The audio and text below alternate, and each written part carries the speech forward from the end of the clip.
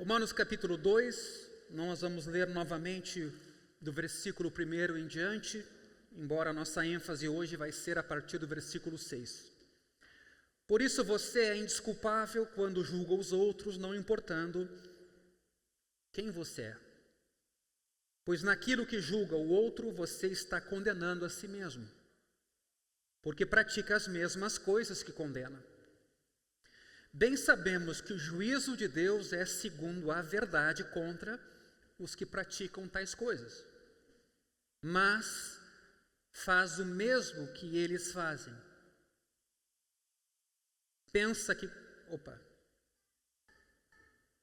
Versículo 3. E você que condena os que praticam tais coisas, mas faz o mesmo que eles fazem, pensa que conseguirá se livrar do juízo de Deus?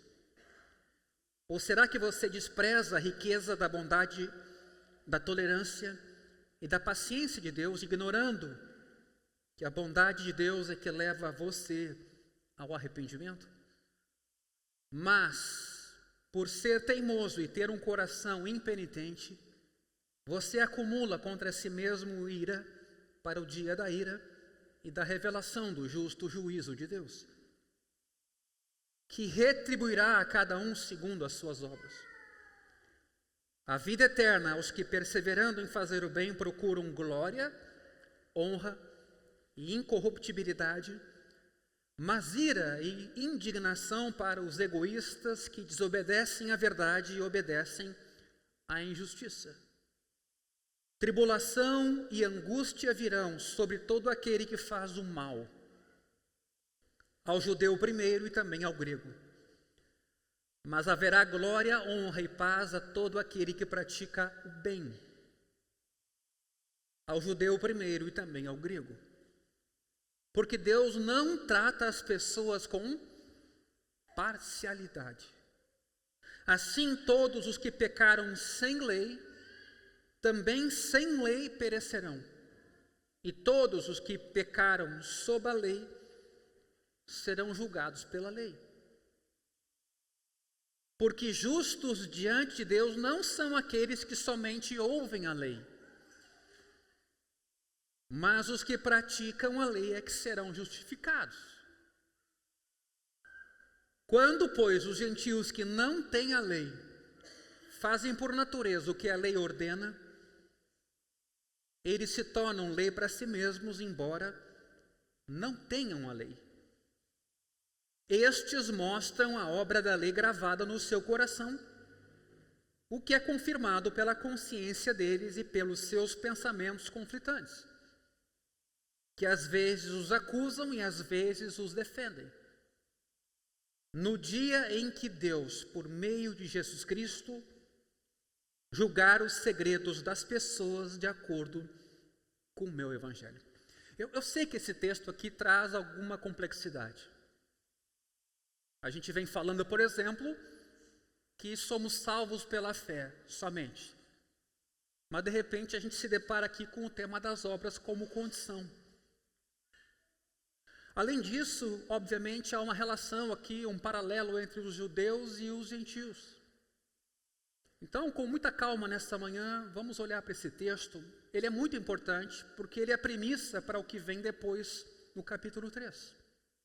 Então, Paulo, ele de fato desenvolve muito bem esses seus argumentos, desde o princípio para chegar no final de Romanos, da maneira que ele chega. Por isso que essa carta é tão elogiada, tão densa, e tantos comentaristas já escreveram vários volumes sobre Romanos.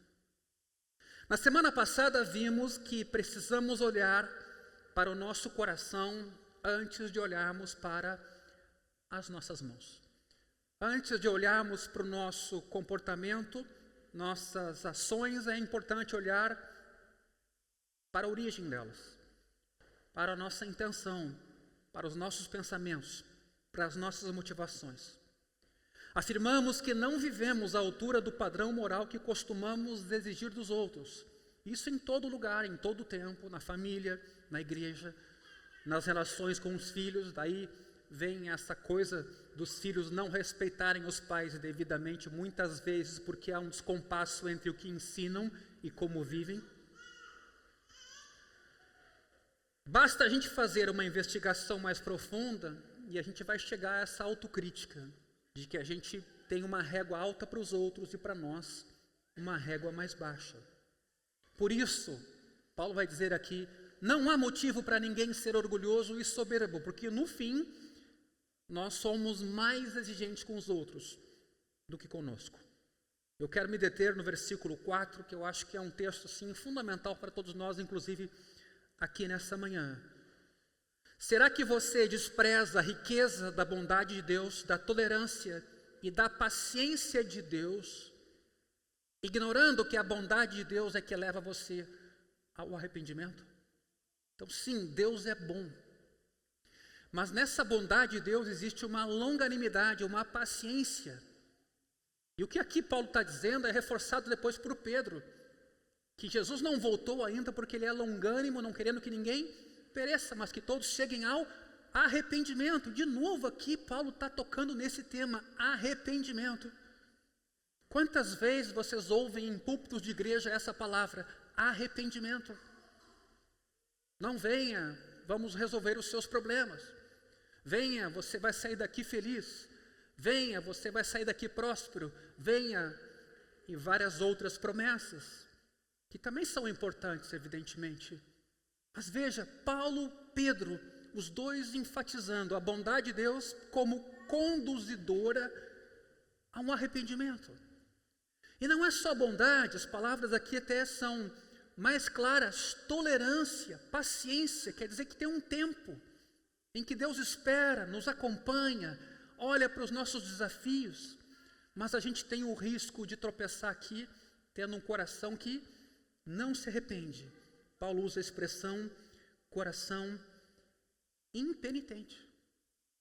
Então eu queria que isso também servisse para nós cristãos, que a gente tem que se arrepender de coisas que a gente faz errado, ou como vive, e que esse é um exame diário. Lutero chegava a dizer que o batismo é uma coisa diária em cada um de nós, morrer e renascer, morrer e renascer. Sim, a nossa salvação está garantida, mas essa salvação garantida não pode levar a uma vida em que não há arrependimento contínuo.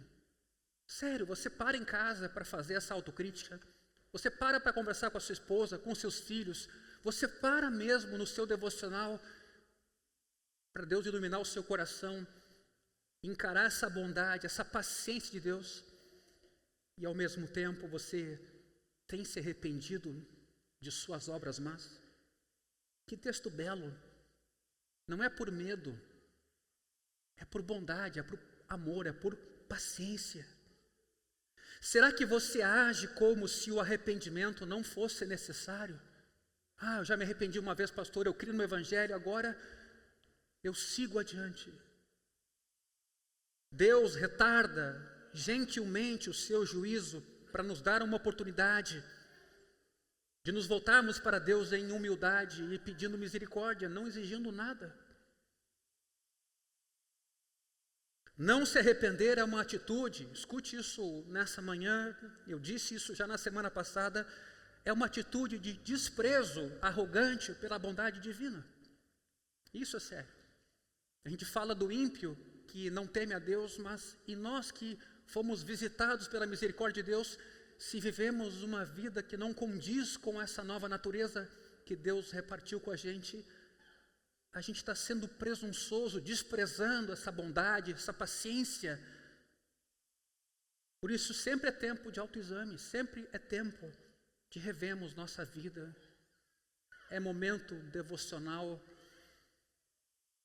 em que a gente ouve a palavra de Deus. Portanto, Paulo está mostrando que pessoas religiosas necessitam do Evangelho tanto quanto as não religiosas.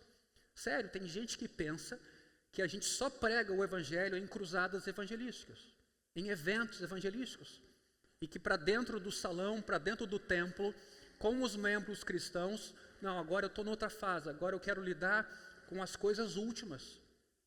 Gente, tudo está ligado ao Evangelho.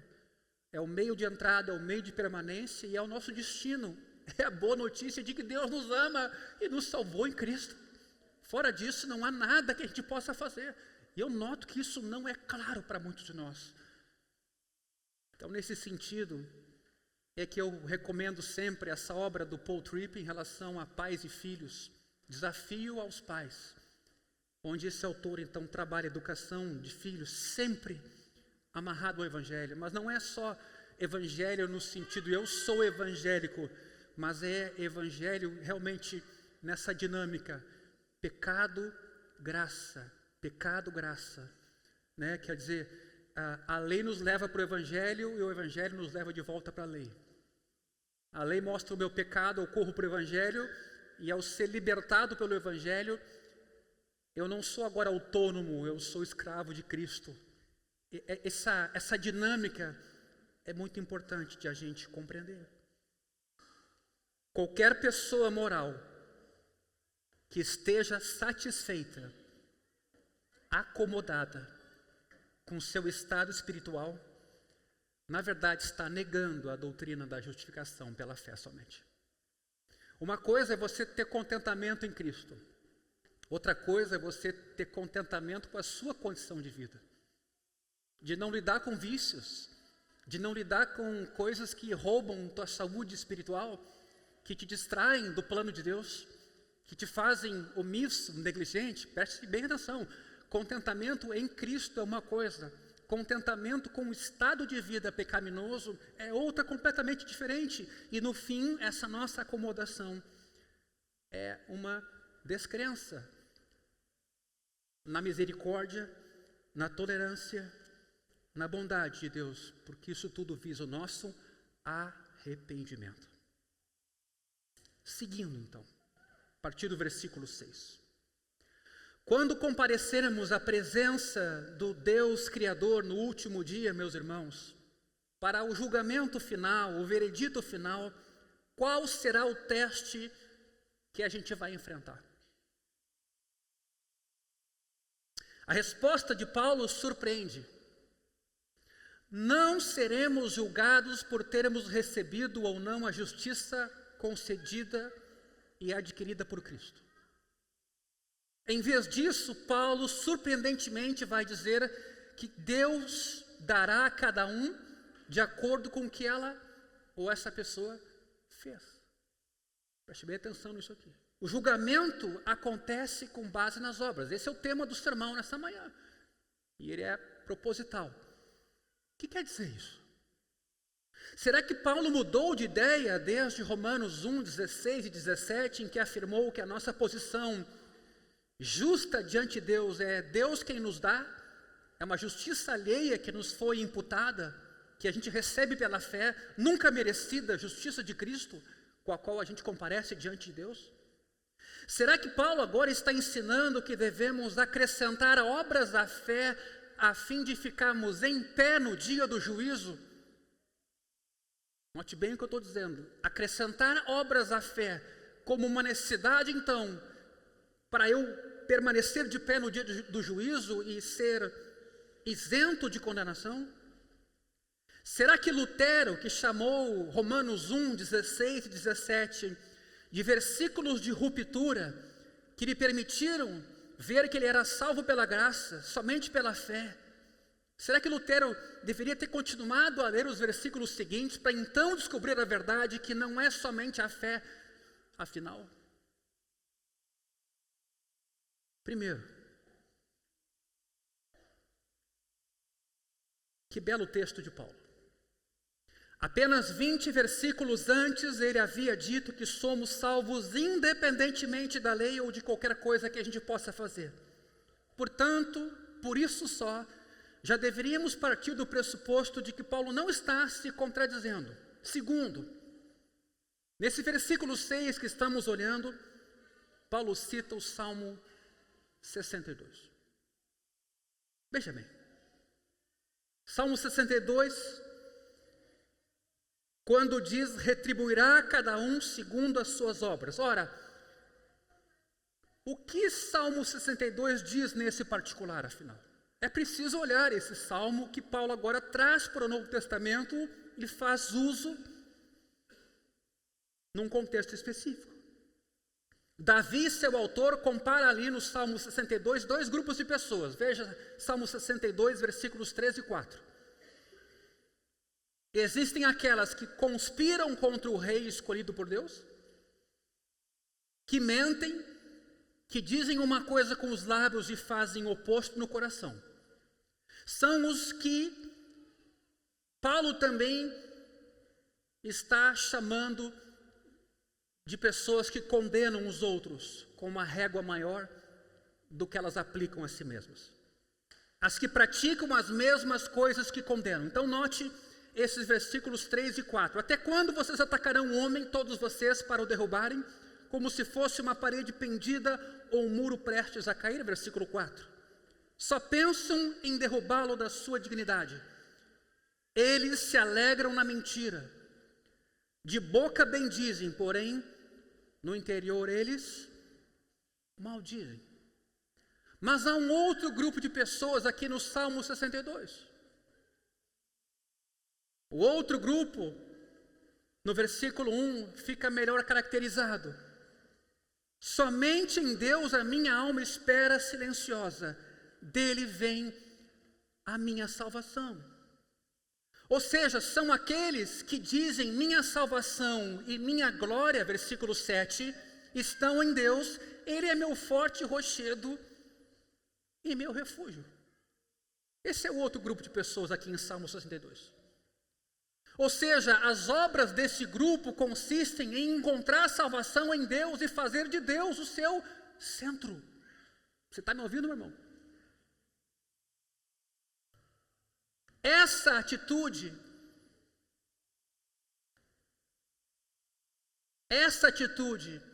é aquela a que Deus retribui a cada um de acordo com seus feitos. Veja o versículo 12 desse mesmo salmo. E a ti, Senhor, pertence a graça, pois a cada um retribui segundo as suas obras. Veja que texto belo. A ti pertence a graça, mas a retribuição é segundo as obras. Certamente essas obras começam numa graça, numa ação, iniciativa de Deus, imerecedora de nossa parte e que redunda então em uma resposta. Obras, queridos. Romanos 2,6 é um texto em que Paulo pede tanto às pessoas sem religião quanto às pessoas religiosas que pensem sobre as suas obras. Ou, pelo contrário, até sobre as obras que elas têm deixado de praticar. Versículo 5. Aparentemente, não houve arrependimento, coração impenitente. Não houve a busca de refúgio da ira de Deus em sua misericórdia imerecida. As pessoas continuam atrás de honra para si próprias, não religiosas e religiosas. E a gente sempre tem que desconfiar do nosso coração. Então veja como esse texto precisa ser olhado com cuidado. Em terceiro lugar, porém, Paulo está dizendo que as obras importam, não como base para a salvação, mas como prova de que alguém tem a fé que salva. E isso é bastante diferente. No Salmo 62, o que importa fundamentalmente é o relacionamento da pessoa com Deus como seu refúgio. Que nem aquela canção que a gente repete quase como um mantra, né? Sim, eu creio em ti, porque de verdade é isso que importa. Porque se essa fé for uma fé genuína, as obras virão consequentemente, sem artificialidade, às vezes mesmo sem esforço.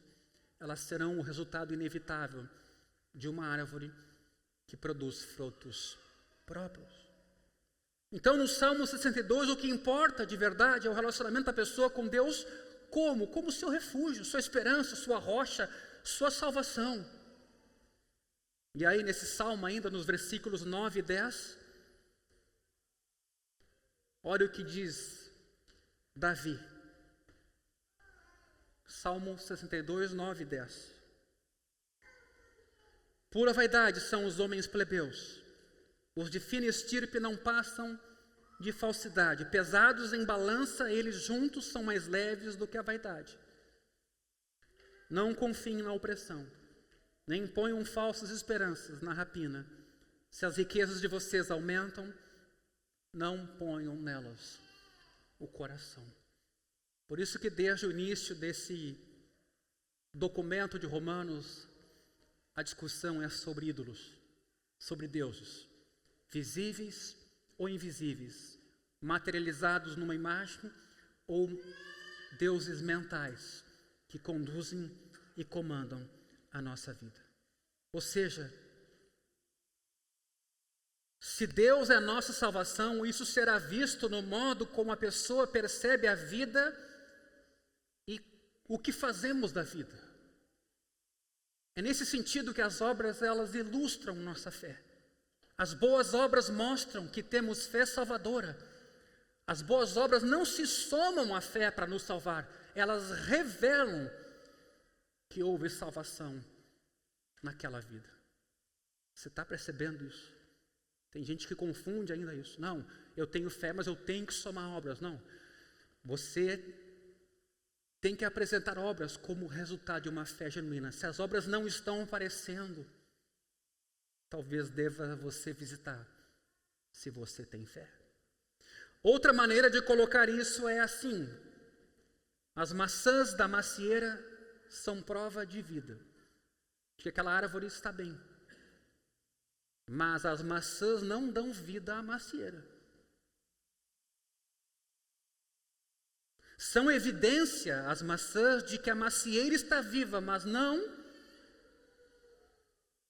sustentam a macieira. São as raízes que extraem os nutrientes que mantêm a macieira assim. Não se engane. Em tempos de pode e não pode, como a gente perde de vista o que é central. De igual modo, só a fé em Cristo. Não se engane, não é na igreja do caminho, não é numa prática devocional, não é no pastor, não é na esposa, não é no dinheiro e no emprego. Só a fé na pessoa de Cristo é que de verdade propicia a vida, meu irmão. Cristo dá a sua justiça, justiça que vem de Deus, a qualquer um que crê. É disso que se trata o Evangelho. Não é um fazer enlouquecido, não é um peso, um fardo que a gente carrega. É uma pessoa. No nosso curso aqui para novos membros, a gente tem uma afirmação importante: cristianismo é Cristo. É a pessoa. Vive em nós. Não devemos interpretar Paulo aqui equivocadamente como se ele dissesse que as obras precisam ser acrescentadas à fé a fim de que fiquemos firmes no dia do juízo. Há uma diferença entre acrescentar obras e obras serem consequência de uma fé genuína. Por isso que quando a gente sai correndo em direção às obras sem fé, não dá certo. Não funciona. Você vai fazer pelos motivos errados, na força errada. Todavia, não devemos permitir que nosso entendimento da salvação pela graça diminua o desafio aqui. Se as obras das nossas mãos não estiverem sendo mudadas e formatadas pela fé que a gente professa ter, é certo perguntar se nossa fé é sincera e real.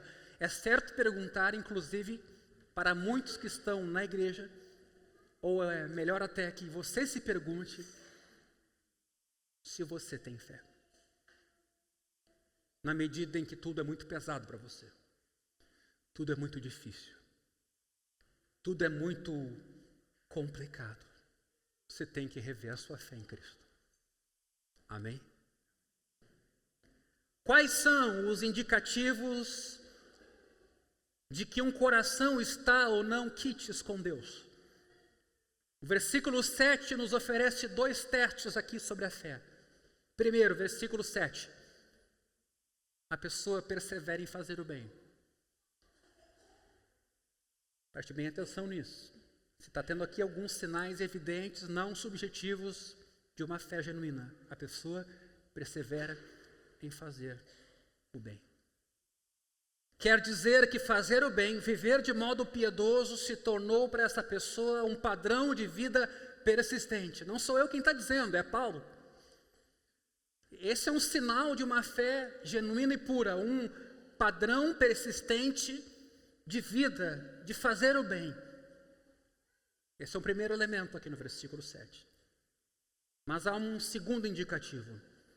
Essa pessoa que tem uma fé salvífica genuína, ela procura glória, honra e incorruptibilidade, diz o mesmo versículo. Refere-se a qualidades provenientes da vida com Deus e que são encontradas somente ali e não em mais nada. Como a gente se engana. Como a igreja hoje está em busca de coisas menos importantes, ativismos,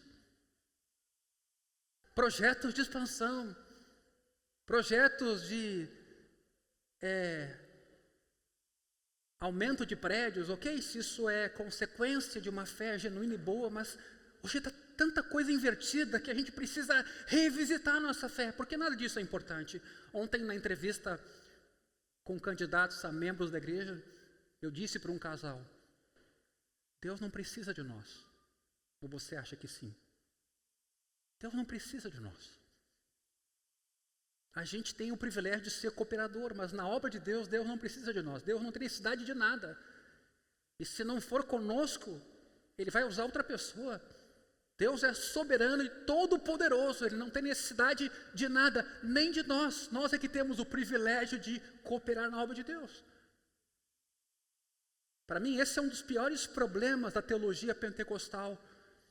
Essa ideia do lugar do homem e da mulher, do ser humano na obra de Deus, como sendo nós os que provocamos Deus para que Deus haja. Do contrário, o mundo está perdido. Coitado do mundo. Coitada da cidade de Porto Alegre se ela dependesse da igreja do caminho. De mim, de você. Desculpa a franqueza, mas é a pura realidade. Deus faz com que a sua graça superabunde sobre o seu pecado e de maneira extraordinária Ele vai fazer o que Ele quer, porque a palavra dele não volta vazia. Você entendeu?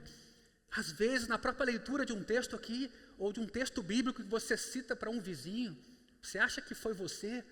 É o poder que está naquela palavra para converter. Por isso que a gente tem que ter cuidado com os testemunhos pessoais. A gente às vezes carrega e dá muita ênfase a testemunho pessoal. O poder está na palavra de Deus, meus queridos. Um testemunho é bonito na medida em que os sinais também apontam para Cristo. Mas a palavra é o próprio Cristo. Cuidado então com os testemunhos. Eles se somam à pregação da verdade, mas eles não excluem a pregação da verdade. E às vezes os púlpitos hoje estão virados em testemunhos, que têm o seu lugar, têm o seu espaço, entenda bem. Mas o poder está na palavra, não no testemunho. Assim como o poder não está no cego que é curado. O poder está na pessoa que cura. Amém? Então, às vezes, essas coisas a gente perde de vista. Então, eu estou sendo franco com você. Deus não precisa de mim. Eu estou por aqui hoje, porque Deus é bom. Eu posso participar e ver isso com os meus olhos. Então, quem tem fé salvífica não está procurando aumento de número de seguidores. Quem tem fé salvífica, ele tem outro horizonte. Ele quer honra, glória, e ele quer incorruptibilidade. São qualidades que só a vida de Deus dá. Somente nelas são encontradas. Aquele que está quite com Deus não pratica boas obras, inclusive em benefício próprio, porque ele já tem sua dívida paga. Então, as obras que vêm são serviço, não são compra, não são barganha, não são negociata. Tem tanto negócio sendo feito hoje no meio da igreja. Eu tenho dificuldade até de acreditar. Ele age assim porque quer se tornar esse que tem fé genuína como Deus em seu caráter. Sede santos porque eu sou santo.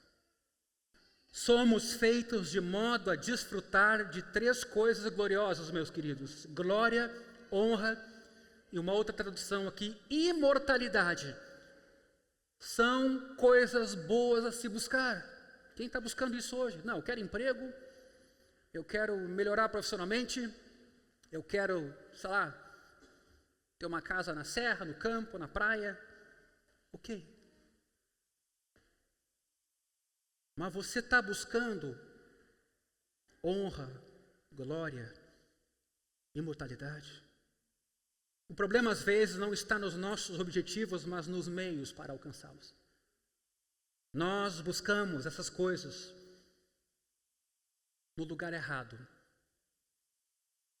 Buscamos nas próprias coisas criadas e não no Criador. Cristianismo é Cristo.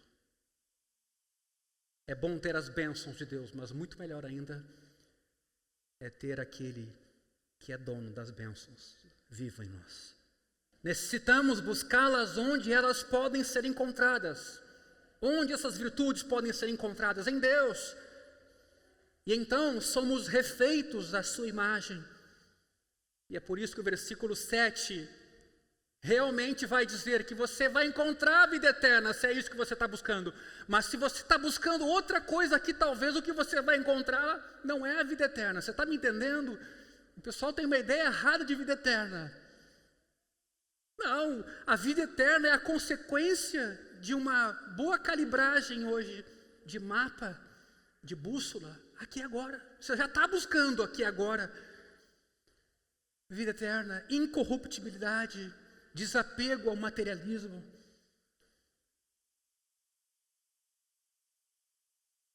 Esses são alguns indicativos de uma fé genuína, não a fé do negócio. O versículo 8, logo a seguir, nos fornece 2 indicadores de uma pessoa que não está com essa fé verdadeira. Preste bem atenção, versículo 8. Egoísmo. Deus é bom, tolerante, longânimo. Aí a gente se converte e vira egoísta. Significa ter um espírito de teimosia na busca da satisfação própria.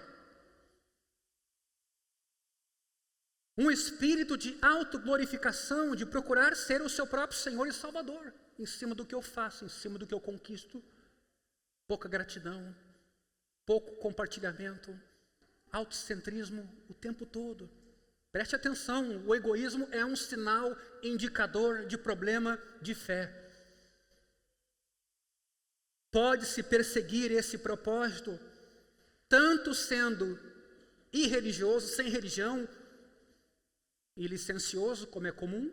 Os caras apagam a ideia de Deus para ficar soltos para todo tipo de mal. Mas você também cai no erro do egoísmo, sendo moral, religioso e correto, se preocupando consigo, com o seu desempenho, ignorando os outros. Egoísmo. Se você é egoísta, visite esse assunto. Fale com Deus a esse respeito.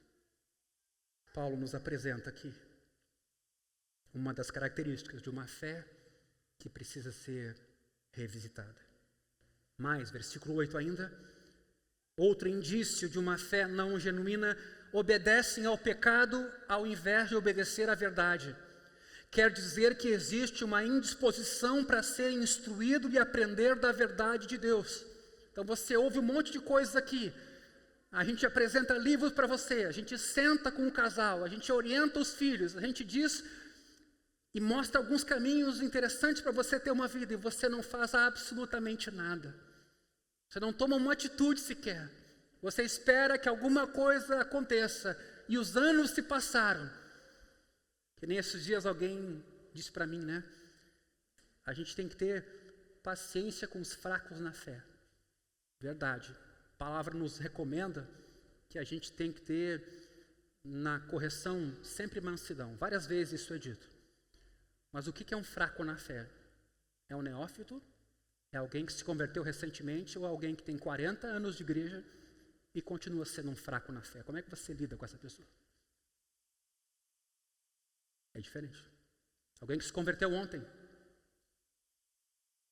Não, ele é 40 anos assim, ele ouve, não faz nada, nada muda, tudo continua igual, banaliza a fé, não é um bom testemunho do Evangelho. Pessoas chegam à igreja, convivem com essa família e veem que essa família é muito semelhante ao que essa pessoa vivia enquanto não cristã. Sério, isso não é brincadeira. E você sabe muito bem a nossa teologia, enquanto aqui Igreja do Caminho, teologia bíblica da depravação total. Nós somos pecadores. Mas daí a concluir com isso, que eu cruzo os braços, não procuro glória, honra, incorruptibilidade, perseverança em fazer o bem, não abomino o ódio e não abomino a desobediência. Eu, como pastor dessa igreja, preciso dizer a você, você tem que rever a sua fé. Sério. Estou falando sério. Aliás, não sou eu, é Paulo. Existe uma falta de educabilidade em nossos dias. Uma recusa em submeter o próprio coração e as convicções a uma verdade exterior. Exterior à sua, você já tem a sua verdade. Aliás, eu acho isso interessante. Tem famílias que eu já sei, elas funcionam desse jeito. Na minha família ninguém entra. Já disse isso aqui, né? É assim que a gente funciona, a gente é impermeável, é blindado. Na nossa casa ninguém entra. Não tem problema. Às vezes nem Jesus entra, né? E você está há anos. Você não é um neófito. Você tem anos de igreja, anos de fé.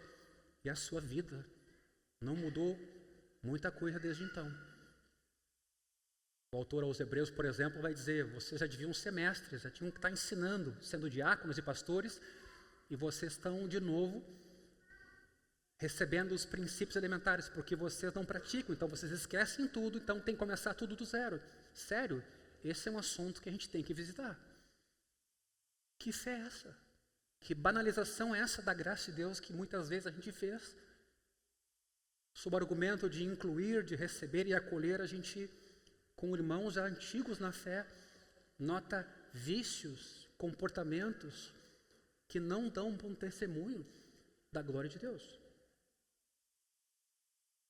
O texto está aqui. Há pessoas, então, resistentes à educabilidade. Resistentes. Uma recusa em submeter o próprio coração e convicções a uma verdade exterior. A minha verdade é que conta. Pessoas irreligiosas fazem isso de forma muito evidente. Elas não aceitam que alguém interfira na vida delas, mas, atenção, boa notícia, pessoas religiosas também fazem isso. Se quisermos pensar em nós mesmos como justos pela obediência da lei, estamos dispostos a ouvir os mandamentos de Deus sobre como devemos ver. Mas ignoramos sua palavra quando ela nos diz que devemos guardá-la em todo o tempo. E que não estamos fazendo isso. E que necessitamos que nos deem a justificação que não podemos fazer por merecer. Meus irmãos, se pensamos que somos capazes de nos salvar, rejeitamos a verdade tanto quanto se achássemos que não precisamos ser salvos em absoluto. Nós, enquanto povo de Deus, devíamos ser um povo que vive sob os seus joelhos, com humildade completa, com um quebrantamento de coração o tempo todo. Os versículos 9 e 10 vão repetir em seguida o ensino dos versículos 7 e 8, mas com uma diferença. 2 vezes Paulo diz, primeiro para o judeu, depois para o grego. E aí ele conclui no versículo 11, portanto, em Deus não há parcialidade. O juízo é imparcial. Não importa quem somos, aqui importa o que fazemos. Não nossa origem familiar ou formação cultural, judeu, cristão, frequentador de igreja e assim por diante. O que aqui está em questão é como a gente se relaciona com o nosso Deus. Há outro aspecto no fato aqui de Deus não mostrar favoritismo, do qual Paulo trata nos versículos 12 a 15. Veja como o tema da parcialidade é um tema caro para nós, ou, melhor dizendo, como a imparcialidade deve ser um valor importante aqui, inclusive nessa comunidade local. Todo mundo ser tratado como igual. Ninguém tem privilégio nenhum, nem em fila, nem para pagar ou não pagar, nem para entrar, qualquer coisa que seja. Todos nós aqui somos iguais. Nesse sentido, duas advertências importantes. Primeiro, aqueles que conhecem o que Deus ordena e não obedecem pela lei serão julgados, versículo 12. É perigoso ouvir a lei de Deus. Quanto mais a gente sabe, mais a gente tem responsabilidade. Eu fico olhando as pessoas hoje que almejam ao episcopado, ao pastorado, pelos motivos errados. A gente já vai dar conta de ser pai, de ser marido. Agora imagina ser pastor, você dá conta de uma comunidade toda. Se você ensinou adequadamente, você cuidou adequadamente, se você não ensinou uma coisa errada, que vai desembocar em alguém se desviar e se afastar e se perder. Cara, tá brincando? Mas o pessoal quer o glamour, quer o lugar de autoridade, quer o lugar do destaque, quer o lugar da glória humana. Quando na verdade a gente tinha que temer um lugar como esse, ou outros, claro. Com tremor e temor, como Paulo escreveu aos Coríntios. É perigoso ouvir a lei de Deus. Cada vez que o texto aqui é lido, cada vez que você é ensinado, afinal de contas, não são justos, versículo 13, os que somente ouvem a lei, mas os que praticam, estes serão justificados. Então, cuidado para não entender mal o tema da justificação pela fé somente. Nós não somos chamados a ser meros ouvintes. Cada coisa que a gente conhece aumenta a responsabilidade. De novo, mas isso não deve ser um peso na medida em que Jesus é nosso tesouro maior e Ele vai conosco nessa missão. O problema é quando a gente quer fazer da religião um meio de autoglorificação e autossalvamento. Aí vai ser pesado. Mas não é o caminho que Paulo está propondo. Na verdade, Paulo está querendo colocar todo mundo de joelhos, para a gente reposicionar os nossos amores e olhar para quem importa. Sim, a palavra dura. Não são justos os que somente ouvem a lei, mas os que a praticam, estes serão justificados. Pega lá Abraão. Abraão teve uma fé acompanhada de obras, chamada de fé que justificava. Provavelmente seja melhor ler isso como uma situação hipotética, como John Stott faz.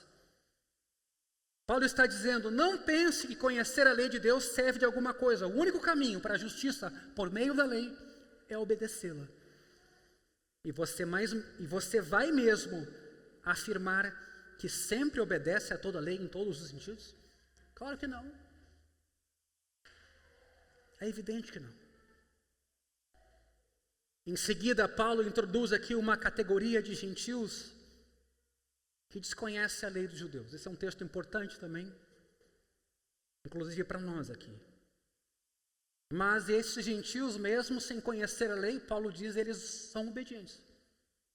Quem são eles? Primeiro, há várias hipóteses, mas eu já vou ir aqui direto para a hipótese praticamente 100% certa. Paulo está aqui respondendo à objeção. Como as pessoas podem ser julgadas segundo um padrão que desconhecem? Pensando nos gentios, pensando nos indígenas.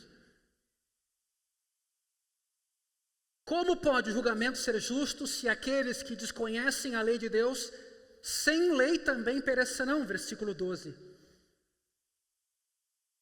A resposta de Paulo aqui é que a lei de Deus é inata nas pessoas. Pois às vezes alguns gentios praticam as coisas da lei, versículo 14, embora não tenham a lei. Todas as pessoas conhecem os princípios essenciais de comportamento correto e errado e sua base em uma realidade relativamente objetiva. Um padrão pelo qual haveremos de ser julgados. C.S. Lewis explica isso assim: todo mundo já ouviu alguém dizer coisas como: você gostaria se alguém lhe fizesse a mesma coisa? Então já tem um padrão aqui moral implícito. Ou, dê-me um pedaço da sua laranja, eu lhe dei um pedaço da minha. Então, de novo, há uma expectativa de que a pessoa retribua um comportamento de forma justa. O homem, então, que diz isso, mesmo que não conheça a lei dos judeus, está apelando a um padrão de comportamento de que espera que os outros tenham conhecimento. Por isso o homem também é indesculpável. Deus se revela na criação, Deus se revela com a sua lei natural em cada um de nós. Ou seja, quando alguém que não sabe nada sobre Deus faz o que Deus quer, por saber que é a coisa certa a fazer, demonstra, versículo 15, que o que a lei exige está escrito no coração deles, tendo ainda o testemunho da sua consciência e dos seus pensamentos. Todos temos um senso interno de que é certo e errado. Não tem para onde correr. Deus não é injusto. Claro, nossa consciência não é hoje o que deveria ser, concordo, porque a gente suprimiu a verdade acerca de Deus, suprimiu a verdade acerca dos seus padrões, de modo a podermos adorar outras coisas e viver em idolatria. Nosso entendimento ficou obscurecido. E mais, nem sempre agimos seguindo nossa consciência. Assim, às vezes, descobrimos nossos pensamentos nos acusando, mas também nos defendendo. Todo mundo sabe quando faz coisas erradas. Paulo diz que Deus está certo em julgar, então, quem conhece a lei, mas não a cumpre.